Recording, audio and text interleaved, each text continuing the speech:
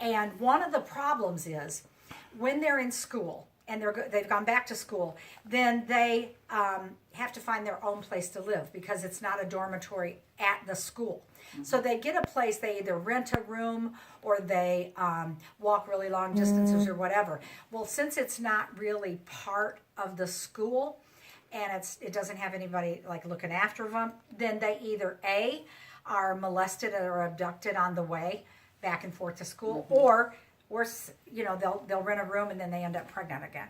So all of a sudden they're like, oh man, here we go again, and they got a little baby, and they've already left one baby at home to be raised by the grandparents. And so we were talking to Chief about that, and I said, well, what's the answer? And she said, the answer is a hostel. And so it's just a simple structure, very, very simple. Ours is supposed to bed 80 girls. Oh, 80. Wow. But we found out that it's going to bed 110. So they're going to be pretty tight. And when we heard that, when she was here, we sent the mattresses. We sent 100 mattresses, single, twin size. And then this last container, we sent 10 more. So we have 110 now. And then some people got busy with blankets and sheets. And then I think it was the Hilton or Marriott. I don't, maybe they owned the same. I don't know.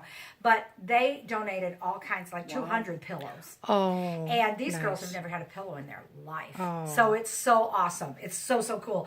And so we sent this last container.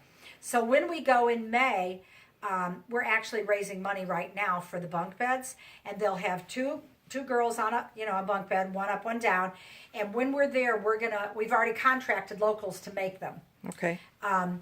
And that provides jobs for people, so Sure. that's cool. But then when we get there with our team there's only 5 of us going in May, we'll put the legs on, we'll put them together, and we'll make up the beds with the sheets that we sent, with the quilts, with the pillows. I can't even wait. I'm not even kidding. I can't wait. Imagine. And then we're going to have them all down and ready to go, and we're going to have an opening celebration where they'll do singing and dancing and praise. And it is like the coolest. We were there in February and we went by to see it. It was only just a slab at that time.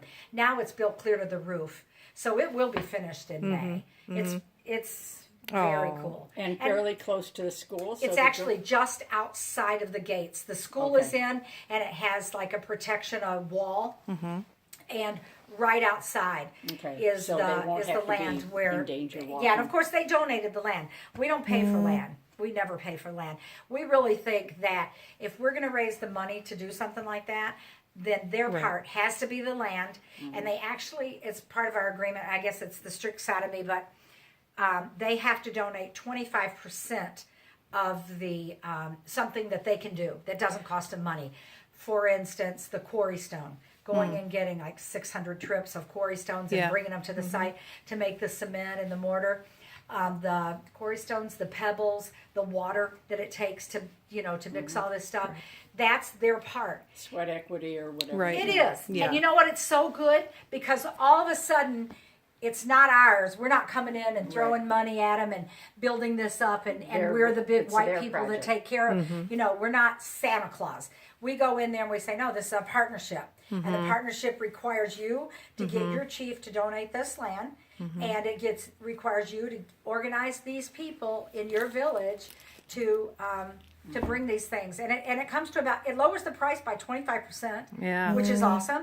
And we can do more that way. But more importantly, it empowers them. It gives them ownership. Right. And all of a sudden, when somebody is like throwing something at the wall, or hey, don't do that. They'll go, what are you doing? What are you doing? Because they were sweating all the way up there, bringing those quarry stones and stuff. So it's really, I think, the right thing to do, and we're pretty strict about it, actually. So Thank you, Rachel. yeah. Well, thank you.